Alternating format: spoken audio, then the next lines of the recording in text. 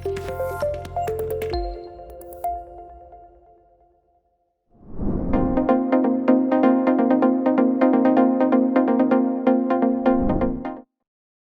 आज का जो एजेंडा है हमारा, we will learn about internal security as a topic. It is part of GS3 और इसके बारे में आज हम सीखेंगे. तो आज हम सीखेंगे the meaning of internal security. We will also learn about the nature of topics. That is, we will analyze syllabus.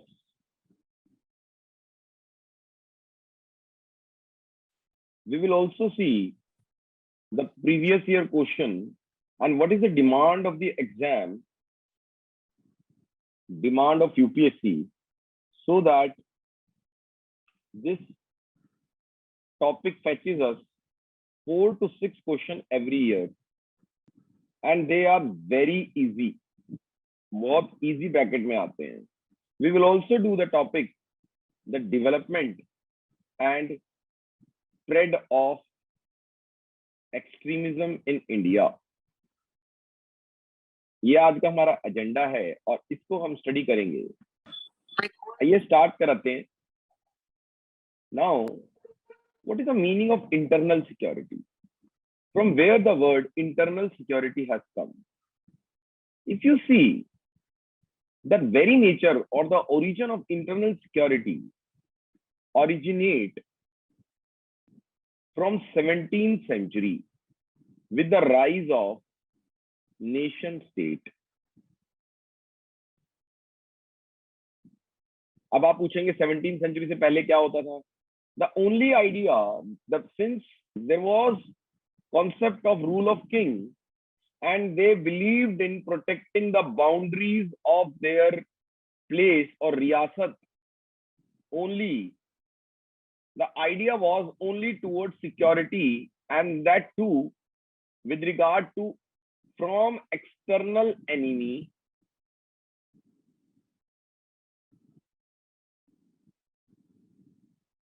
But somehow their main focus was towards external enemy.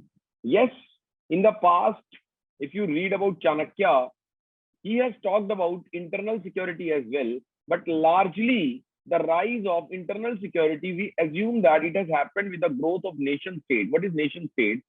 Nation state हम किसको बोलते हैं कि जिस भी जगह की एक डिफाइंड टेरिटरी हो, उसके अंदर एक प्रॉपर पॉपुलेशन रहती हो, जिसको सिटीजनशिप राइट हो. कौन से राइट हो? Citizenship, territory. This is ruled by a sovereign government. Which government? Sovereign government. That is known as nation state.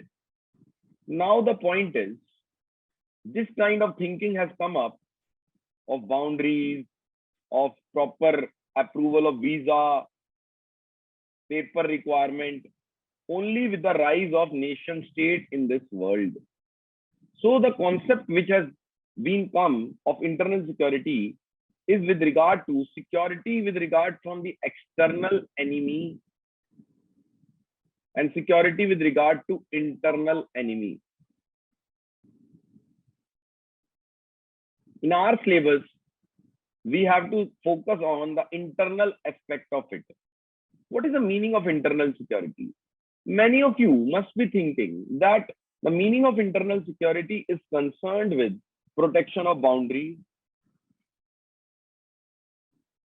with the idea of somehow people, someone from enemy attack or terrorist attack, something like that. Yes, it is included into the concept of internal security, but today the concept of internal security has been widened. It includes all those activity which hampers unity and integrity of country. अगर हमारे देश में radicalisation हो रहा है, हमारे देश में मॉब लिंचिंग हो रही है, हमारे देश में खाप पंचायत कंगारू कोर्ट बना रही हैं, जिससे हमारे देश की यूनिटी और इंटीग्रिटी पर खतरा आ रहा है, because certain section of population is always getting marginalized because of such actions. That is also part of internal security. Even in internal security, we consider not just the presence of peace, but also the conditions responsible for it. For example, अगर हमारे देश में proper health और education नहीं है, तो वो भी प्रॉब्लम क्रिएट करता है हमारी किसके लिए? Internal security. यानी lack of inclusive development is also we consider under the internal security. So the concept of internal security is not just curative but also preventive. ये सिर्फ तब काम नहीं करता है जब टेररिस्ट अटैक होता है या कोई ऑर्गेनाइज्ड क्राइम होता है या मनी लॉन्ड्रिंग होती है। No, it not just act when there is a curative, it not just act when the act has happened, but it also talks about prevention in terms of strengthening the unity and integrity of people. When people are healthy, educated, well developed, there is less inequality, then also there will be conditions, no one will be able to radicalize the population of India. So the concept of internal security has widened today. It has become very wide. That is why, because of these reasons, it is given in paper number 3. If you see the paper number 3, the first topic is Indian economy. Somehow it is linked to Indian economy. Therefore, we have to understand the concept of internal security. भाई बात समझ रहे हो? Indian economy के concept के साथ linked है और हमें क्या अंडरस्टैंड करना है फिर? Internal security, right? इसी पेपर में ये सब, ठीक है भाई? आइए स्टार्ट करते हैं by drawing this map. Everyone has to draw this map, ठीक है जी?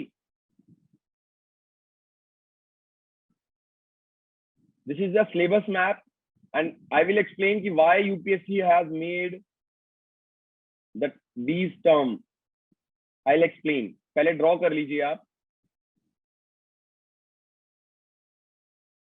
ये सिलेबस का मैप है। Shall I start explaining everyone? भाई देखो, आपका सबसे पहला टॉपिक है development and spread of extremism. इन दोनों की लिंकेज समझना कि कैसे जो हमारे देश में एक्सट्रीमिज्म फैलता है। What is the meaning of extremism? Suppose करते हैं ये किसी चीज का सेंटर है, ये सेंटर से हटके बात राइट साइड, तो ये हो गया राइट साइड एक्सट्रीमिज्म और राइट विंग एक्सट्रीमिज्म। अगर सेंटर से, सोसाइटी के सेंटर से हटके लेफ्ट साइड जा रहे हैं तो लेफ्ट विंग एक्सट्रीमिज्म हो गया। इन दोनों के बारे में जानेंगे। एक्सट्रीमिज्म होता है ऐसी आइडियोलॉजी जो सोसाइटी की आइडियोलॉजी से हटके है, सोसाइटी की कोर आइडियोलॉजी जो सब लोग, मैक्सिमम लोग बिलीव कर रहे हैं, उससे हटके जो आइडियोलॉजी हुई वो राइट विंग होगी या लेफ्ट विंग होगी, right? I hope everyone is understanding. So development कैसे रिस्पॉन्सिबल है स्प्रेड ऑफ एक्सट्रीमिज्म को लेके, ये चीज हम समझेंगे आज के लेक्चर में। तो हमारा जो यूपीएससी ने फर्स्ट टॉपिक दिया है वो है linkage between development and spread of extremism. इसका मतलब क्या है कि कैसे डेवलपमेंट हमारे यहाँ पे एक्सट्रीमिज्म करती है। आप सभी ने सुना होगा लेफ्ट विंग एक्सट्रीमिज्म में एक टर्म आती है माओइज्म, अरे सुना है? और इंडिया में उसी का नाम है नक्सलिज्म। क्या वर्ड यूज किया गया है? नक्सलिज्म, नक्सलवाद। अरे सुना है आपने red belt corridor, Kalahandi, Bolangir, Koraput? I will show you the videos, but first एक बार आप समझो कि कैसे इंडिया के 21 स्टेट्स आज भी नक्सलिज्म की गिरफ्त में है, which is famously known as red corridor. अरे सबको पता है ना भाई? अरे पता है ना, सुना है सभी ने? सुना है नहीं सुना है? Ishika, Shreya, Yes, sir. Abhijit, Yes, sir. कीर्ति, भूमि, Yes, Raghav, sir. Yes, sir. सभी ने सुना है ना extremism?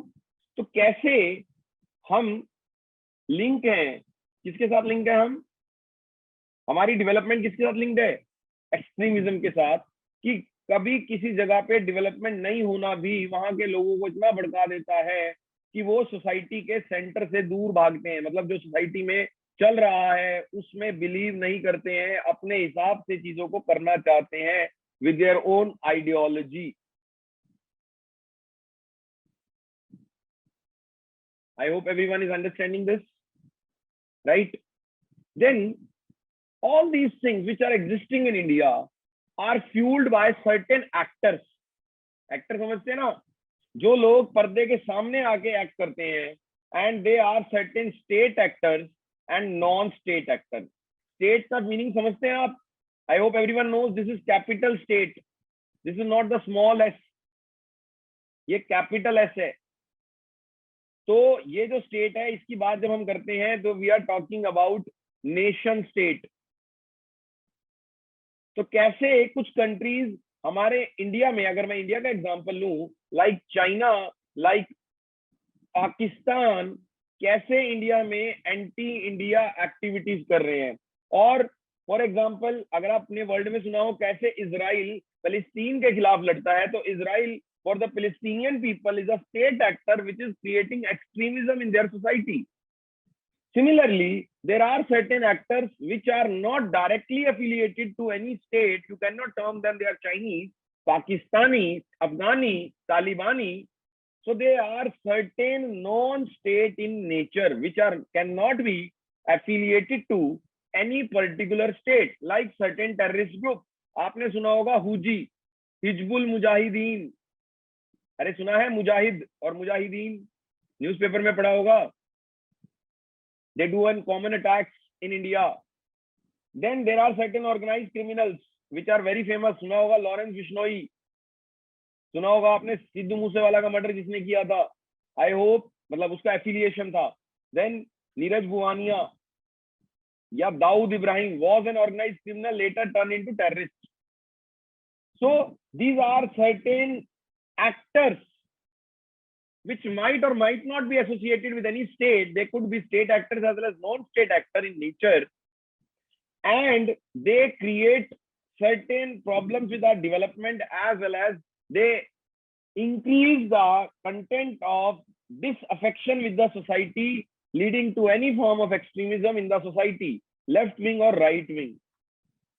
Then how they do it? They uses communication network through mobile. Mobile is the part of communication network.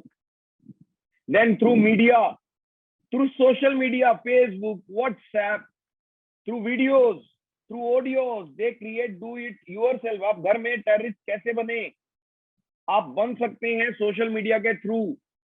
Then there are cyber attacks could be done on India.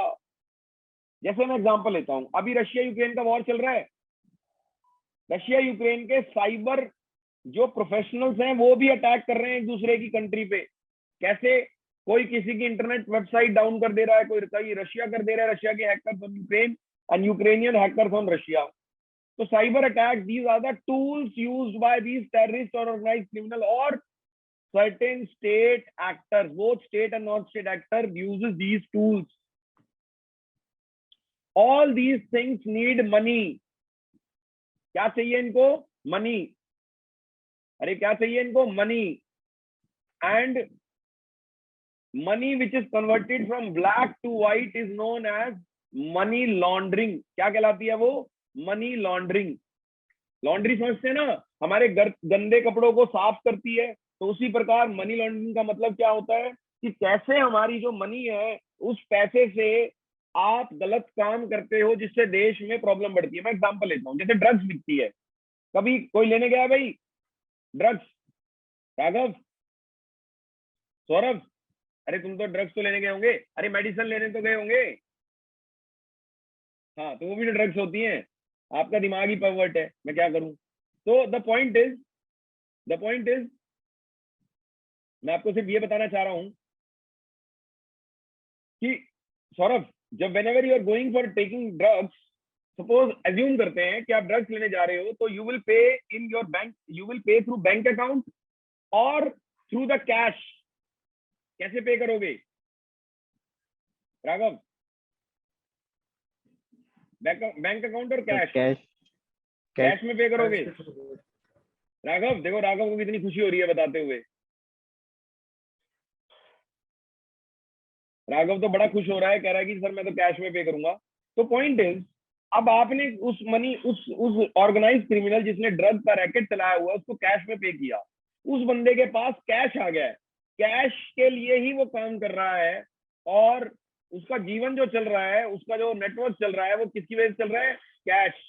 इस cash को, जो ये black money है, black money कौन सी money होती है जिसपे tax ना पे किया जाए, कभी टैक्स नहीं पे करेगा वो बंदा, इसको व्हाइट में कन्वर्ट करना क्या कहलाता है? मनी लॉन्ड्रिंग, ताकि पकड़ा ना जाए, ताकि क्या ना हो, उसके पास कैश से फंसे ना, उसके बैंक अकाउंट, गोल्ड, इन सब में कन्वर्ट कर लेता है। इसके बारे में पढ़ेंगे हम।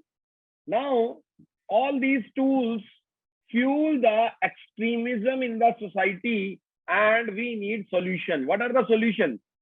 Solutions are, we use certain security forces. क्या यूज करते हैं हम? Security forces. अरे क्या यूज करते हैं हम? Security forces. And this is the entire syllabus, and the next few days you will be spending with me in understanding these topics. आप इन टॉपिक्स को मेरे साथ पढ़ते हुए आने वाले कुछ दिनों में बहुत अच्छे से समझने वाले हैं कि एग्जैक्टली क्या होता है internal security. I hope everyone has noted down the chart. अरे सभी चार्ट पढ़ लिया है? Just take 1 minute, just take 1 minute within the class and observe that chart. Everyone, Varsha, Bhumi, Kirti, Anleep, Shreya, Priti, Ishika, just take 1 minute. Everyone, have you observed the syllabus? Yes, sir. Okay, great. So can we proceed to the new topic today? आज का जो agenda है हम proceed करें उस पे? अरे करें प्रोसीड भाई। लीजिए भाई, जब हम अंडरस्टैंड करते हैं डेवलपमेंट को इंडिया की, तो आप सभी ने इकोनॉमिक्स में पढ़ा होगा 5 year प्लानिंग। जब हम 5 year प्लानिंग की बात करते हैं, तो इसमें फर्स्ट 5 year प्लान जो हमारा था, वो फोकस करा था उसने एग्रीकल्चर के ऊपर। लेकिन Nehru ji was very smart. Britishers की जो पॉलिसी थी, उन्होंने एग्रीकल्चर को जमींदार एक इंटरमीडियरी बना दिया था, and under the zamindar there were peasants और sharecropper having no land right. They were landless people and land was concentrated in the hand of few. तो इंडिया में जब हम एग्रीकल्चर पे 5 year प्लान लेके आए हैं, उससे पहले ही नेहरू जी बहुत सारी अमेंडमेंट लेके आए हैं लैंड लॉज में, और उन्होंने कानून बनाया जिसमें लैंड टू द लैंडलेस की बात की। जब वो लैंड टू द लैंडलेस की बात करते हैं, इसका मतलब है कि लैंड जब सब में बटेगा in many people, those who are constituents of society, उससे क्या होगा? Benefits of agriculture will be distributed to all, not to the few, that is zamindar. But India में लैंड रिफॉर्म्स और first generation land reforms successful नहीं हुए, except the few areas in which West Bengal name is very prominent. भाई समझ में आया? ए point. तो India में land was concentrated in the hands of few. मैं आपको इंडिया का डेवलपमेंट का नेचर चाह रहा हूं through the examples. In the second 5-year plan, Indian government focused on industrialization, and for industrialization India opted for basic and capital goods industry like iron and steel. And as you must be knowing, the raw material for iron and steel is coal, which is found in India. 90% coal is found where? In Jharkhand, that is Bihar, undivided Bihar, Odisha, and because of which the iron and steel factories are concentrated over there, which require huge tracts of land, which require mining. Land acquisition in those areas created problem for tribal rehabilitation. भाई एक tribal बंदे के लिए land जो होती है उससे वो फूड लेता है, उससे वो मेडिसिन लेता है, उससे वो अपना स्पिरिचुअलिटी लेता है, उससे वो अपनी सोशलाइजेशन करता है. That is how the way of tribal life is. और आपने उनकी लैंड ले ली बिकॉज माइनिंग करनी थी आपको सेकेंड 5-year प्लान में, तो ट्राइबल की रिहैबिलिटेशन इंडिया में नहीं हुई. We had no such policy. We had come up with a new policy only in 2005, that is Forest Right Act, and in 2013, that is LARA, Land Acquisition, Rehabilitation and Resettlement Act, LARRA. We will read about them in the coming classes.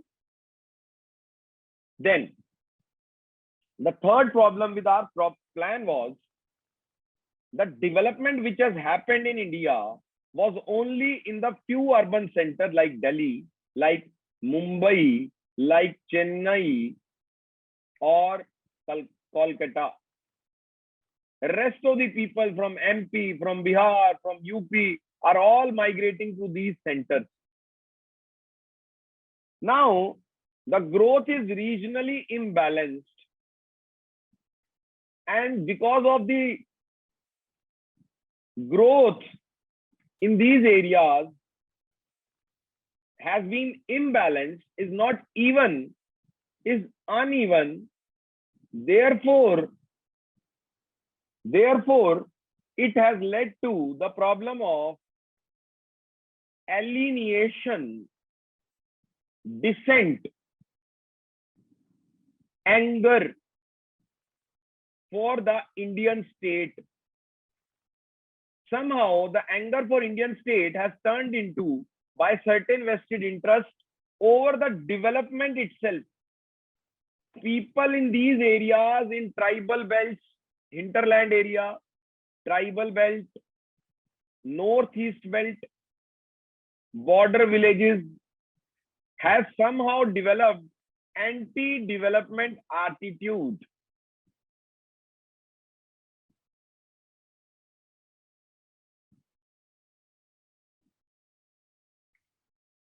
This anti-development attitude is problematic for India's sustained growth, as well as it has created certain internal security problems in India. All these alienation, anger has been misutilized by vested interests, whether they are terrorists, whether they are left-wing extremists, which is popularly known as in India as Naxalists or Naxals, whether they are the various Bodo terrorists in Northeast or Kamatpur Liberation Organization or Nagas or Nagalim demand by Nagas. All these tribal belts have become having anti-development attitude and are creating internal security problem for unity and integrity of India. Next is the development in India is also lacking the participation from people. Suppose करते हैं मेरा I belong to a tribal area.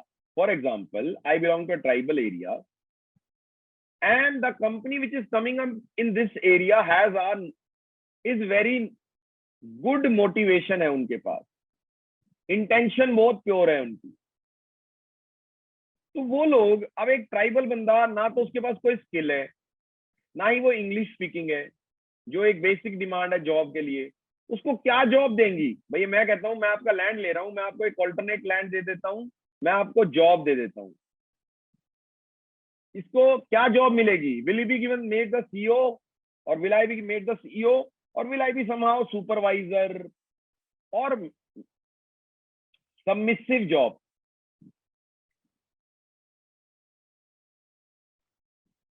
Which job? CEO बनाएंगे या submissive बनाएंगे? अरे बताइए भाई, अरे एवरीवन, व्हाट, क्या बनाएंगे वो मेरे को, सबमिसिव या CEO? So submissive jobs. Submissive jobs, yes, that is very true. कीर्ति सारना, अनलीप, क्या बनाएंगे भाई? वो बना देंगे इंस्पेक्टर, वो बना देंगे मेरे को सुपरवाइजर, कि मैं जाऊं, मैं बात करूं और काम हो जाए। बट मेरे को कभी अच्छी जॉब नहीं मिलेगी, because I am lacking skills. It is as simple as that, right? Now please understand, now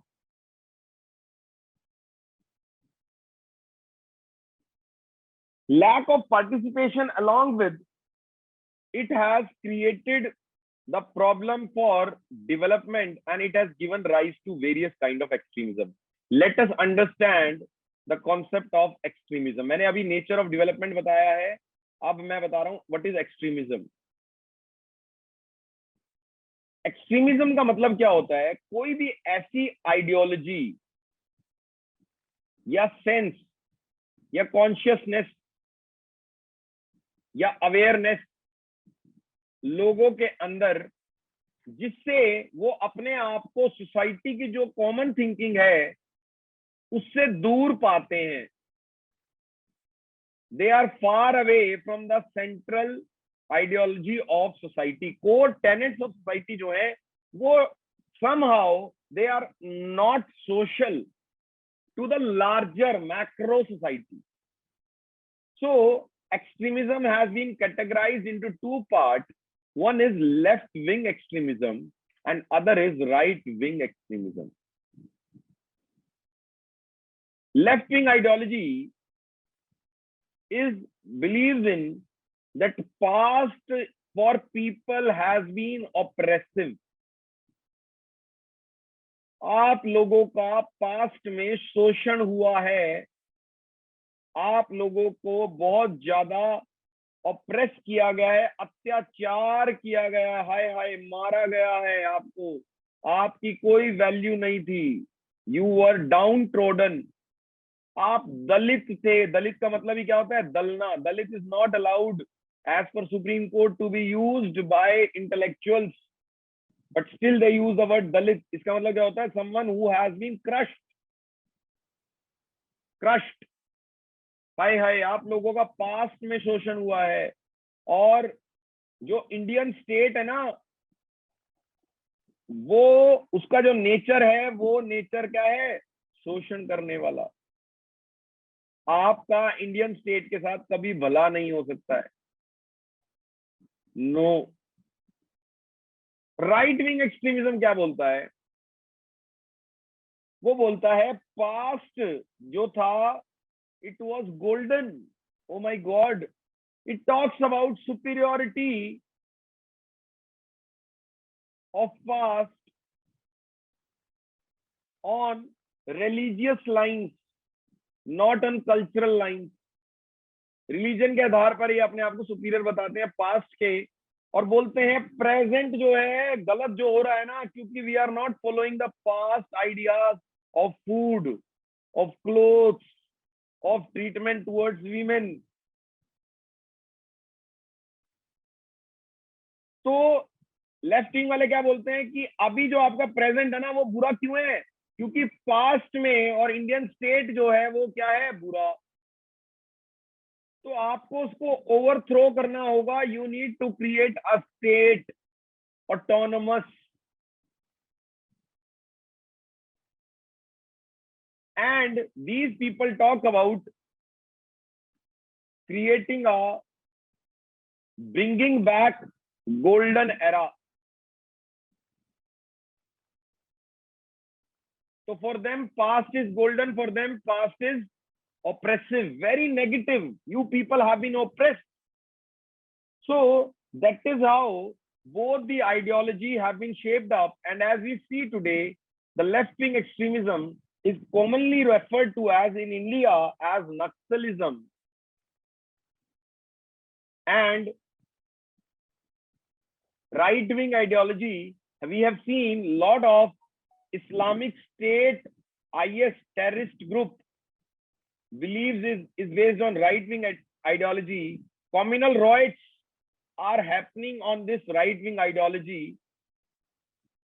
Also, radicalization is happening on this based of this ideology. I hope you are clear now with the development concept, and also with the, I hope you are understanding the idea of development as well as आप idea समझ पा रहे हैं भाई? Development का idea भी और extremism दोनों अलग अलग चीजें हैं. कैसे, मतलब क्या meaning of development and extremism आप लोग समझ पा रहे हैं या नहीं समझ पा रहे हैं, ये बताएं. Yes, sir. Everyone. Yes, sir. प्रीति सरोत, इशिका, कीर्ति सारना, Shreya. Yes, sir. Yes, sir. Saurabh, आ रहा है समझ में? Development and spread. डेवलपमेंट हमने समझा, स्प्रेड ऑफ एक्सट्रीमिज्म हम समझते हैं. आइए इनकी लिंकेज को समझने का वक्त है.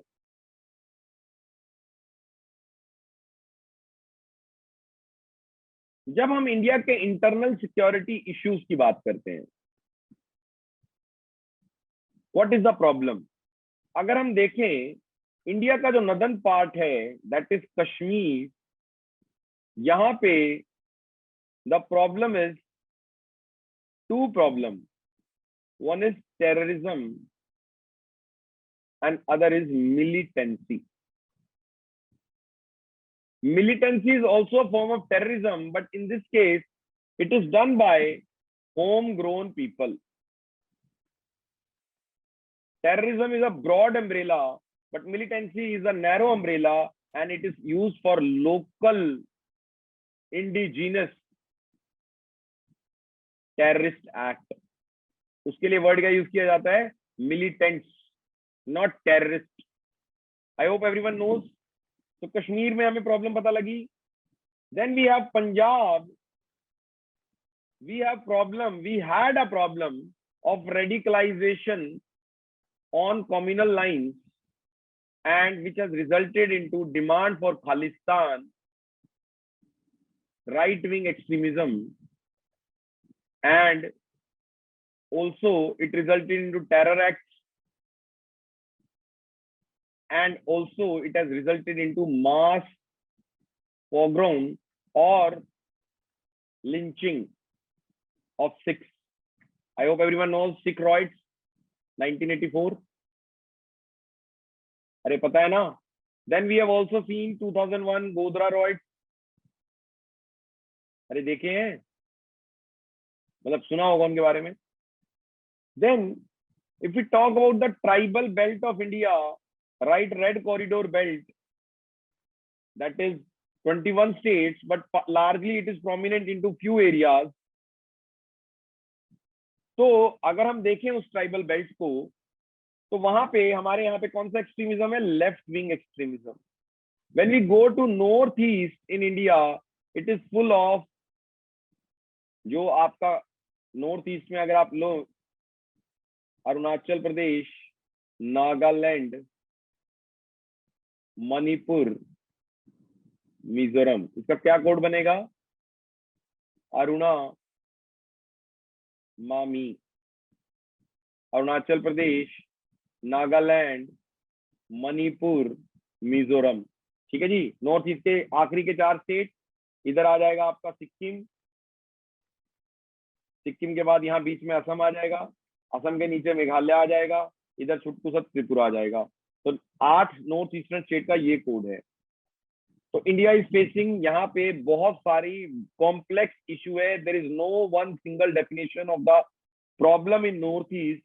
somehow we find out the problem of tribe versus tribe, the problem of tribe versus state, the problem of tribe versus outsider.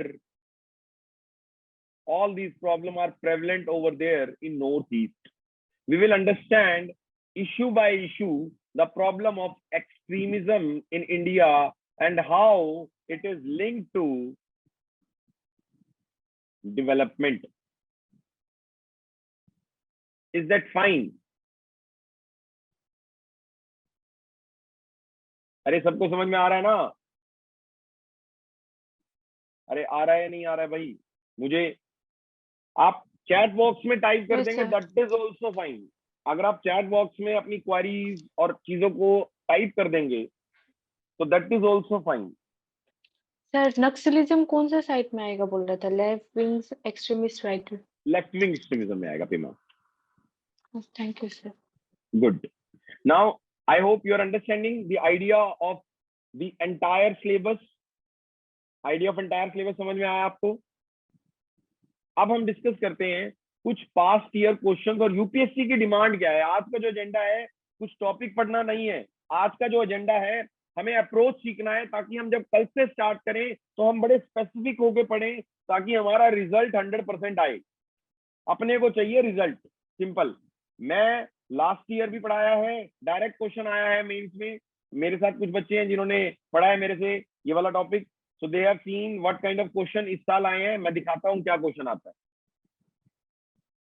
अपना चार्ट खोलिएगा जरा, जस्ट ओपन द चार्ट.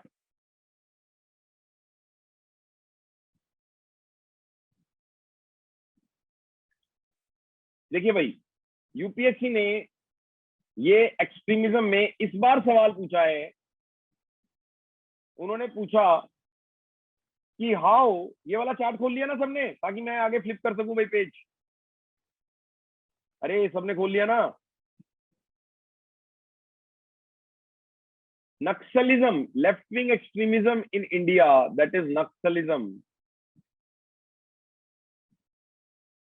उन्होंने पूछा why Naxalism existing in India, latest development on this topic and solution for it. इस साल mains 2022 जो अभी 25 सितंबर को आखिरी एग्जाम था, तो ये क्वेश्चन पूछा उन्होंने कि why there is a Naxalism, what are the latest development related to Naxalism and solutions for them. Naxalism क्या है, क्यों है, उसके regarding latest development and solution. Second, इस बार क्वेश्चन आया है आपका, जो क्वेश्चन यूपीएससी पूछता है. उन्होंने पूछा कि इंडिया में जो अनऑर्गेनाइज्ड क्राइम है, दैट इज मनी लॉन्ड्रिंग, उसका उन्होंने प्रोसेस पूछा है and how many laundering fuel और अनऑर्गेनाइज्ड क्राइम एंड क्रिमिनल. जैसे एक जो गैंगस्टर होता है, उसके पास नए हथियार तब आते हैं जब उसके पास पैसा हो, और वो इन पैसे से अपने हथियार खरीदता है और उससे फिर से और पैसा एक्यूमुलेट करता है. तो उसका पैसा पैसा पैसा बढ़ता चला जाता है, और वो गैंगस्टर जो है वो आगे बड़ा बन जाता है. क्या बन जाता है? बड़ा बन जाता है. और कई बार ऐसा हुआ है कि these gangsters become so powerful that they are able to overthrow और undermine the authority of state itself. कि पुलिस कभी इनका कुछ नहीं बिगाड़ पा रही. बताइए, अथॉरिटी ऑफ स्टेट ही खत्म कर दी, पुलिस नहीं होगी तो कैसे हम अपनी बात को इन्फोर्स कर पाएंगे, अपने लॉज को इन्फोर्स कर पाएंगे. और ये गैंगस्टर उसको भी चैलेंज कर देते हैं. तो ये पैसा है, किसकी पावर है? मनी लॉन्ड्रिंग की. तो इस बार यूपीएससी ने पूछा कि what is the process of money laundering, उसका इंपैक्ट अनऑर्गेनाइज्ड क्राइम पे. लिंकेजेस पूछा उन्होंने मनी लॉन्ड्रिंग की और अनऑर्गेनाइज्ड क्राइम की. तो बेसिकली इन दो क्वेश्चन से हमें पता लगा कि they are asking very simple question, what, why how of the topic. क्या टॉपिक पूछ रहे हैं भाई वो बच्चों आपसे? What, why and how of the topic. They are not asking anything else from you. वो आपसे कुछ और नहीं पूछ रहे हैं। They are just asking a very simple question of what, why and how. ठीक है भाई। Can you all open 2022 question? क्या आप सभी लोग 2022 क्वेश्चन ओपन कर सकते हैं? इस बार के मेंस के सवाल ओपन करेंगे। इस बार के मेंस के सवाल और पिछली बार के भी अगर आप देखेंगे तो you will find there is a pattern, and if we are able to understand that pattern, for us to crack the exam becomes very easy. So it's all about understanding the pattern of UPSC questions in the previous eras and channeling our energy, whatever energy we have, as per the requirement of the UPSC rather than our own notions of what is right and what is wrong. जल्दी से बच्चों, मेरे प्यारे बच्चों, जल्दी से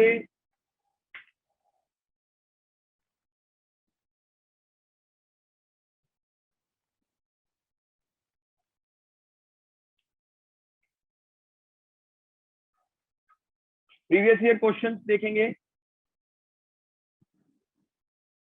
just देखेंगे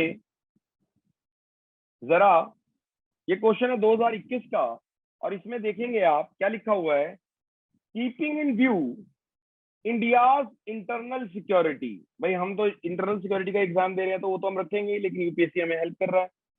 analyse the impact of cross border cyber attack, कि जो दूसरी कंट्री के लोग हमारे ऊपर साइबर अटैक करते हैं।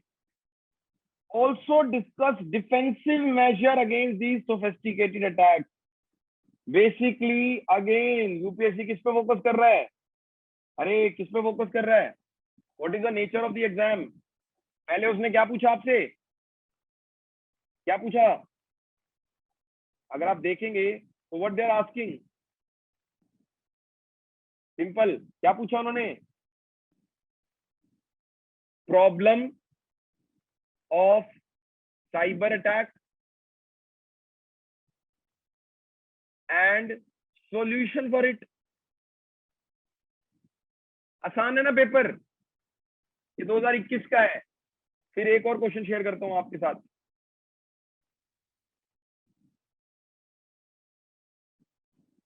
Just observe second question. Raghav पढ़ेंगे आप? राघव प्लीज पढ़िए। मिस्टर राघव।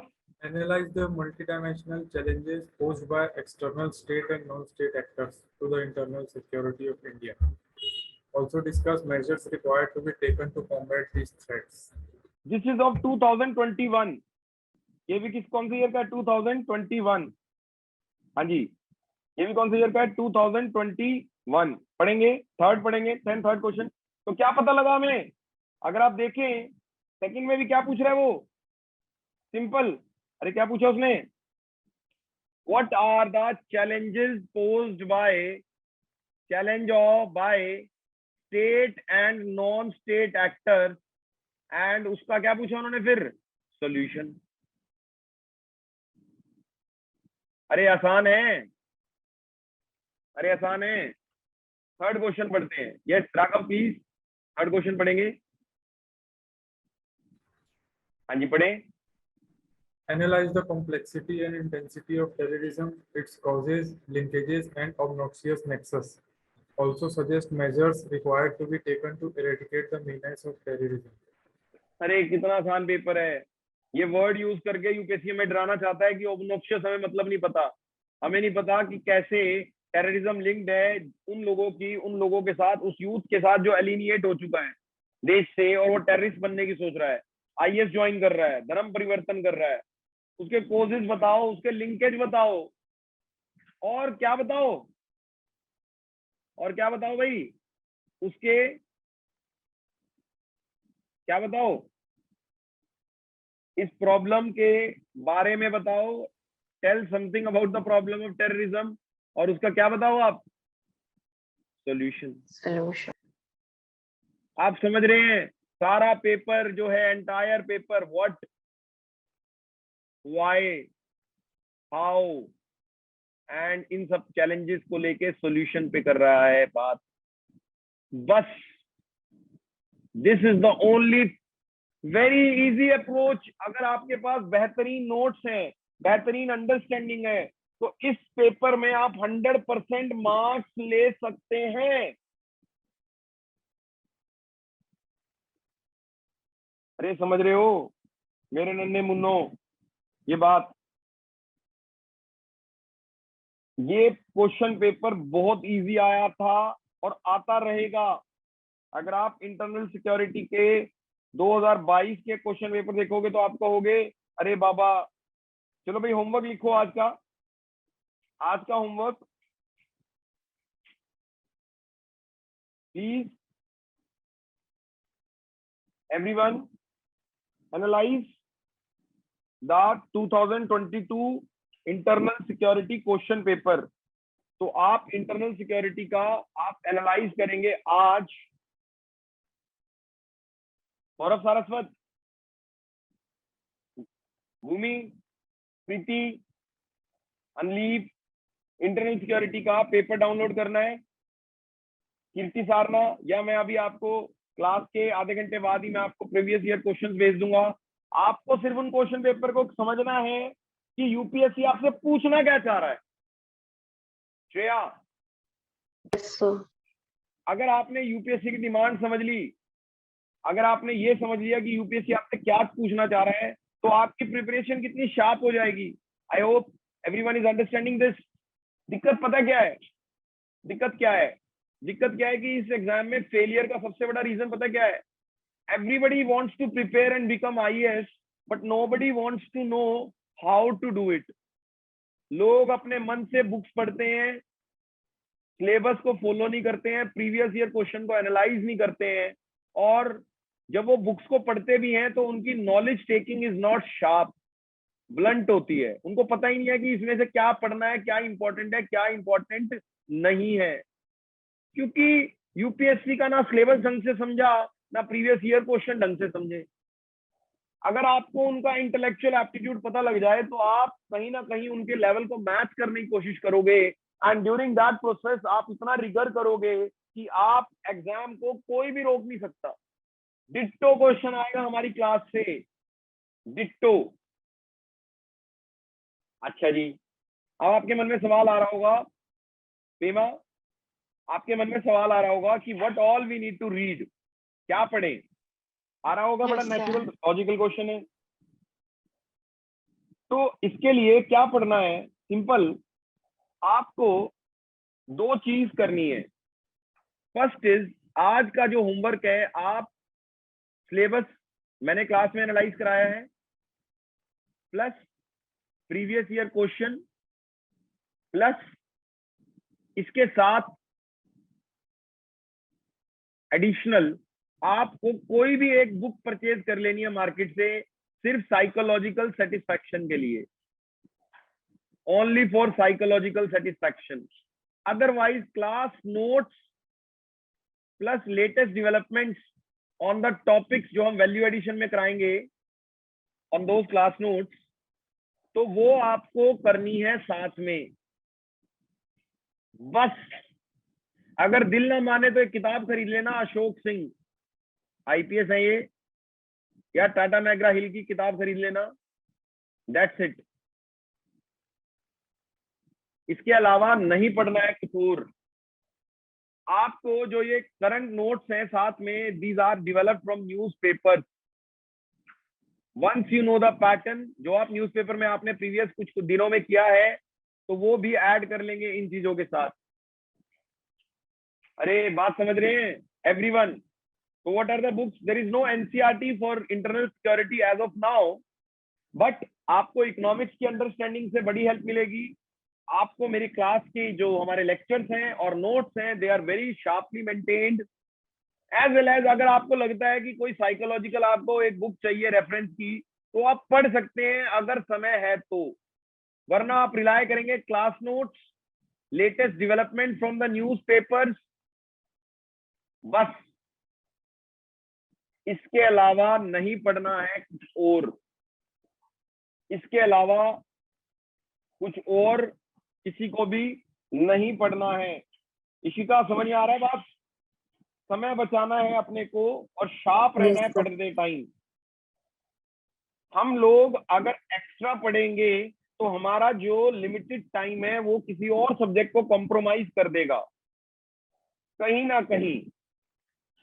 क्या we can afford, we have time की लग्जरी है हमारे पास? नहीं है। आप क्लास में ही आंसर राइटिंग में, क्लास में भी डेली क्वेश्चन डिस्कस करूंगा अपने टॉपिक के साथ, as well as we will be giving you mains answer writing with model answers. तो आप इतने एक्सपर्ट हो जाओगे, आपको किसी और चीज की जरूरत ही महसूस नहीं होगी।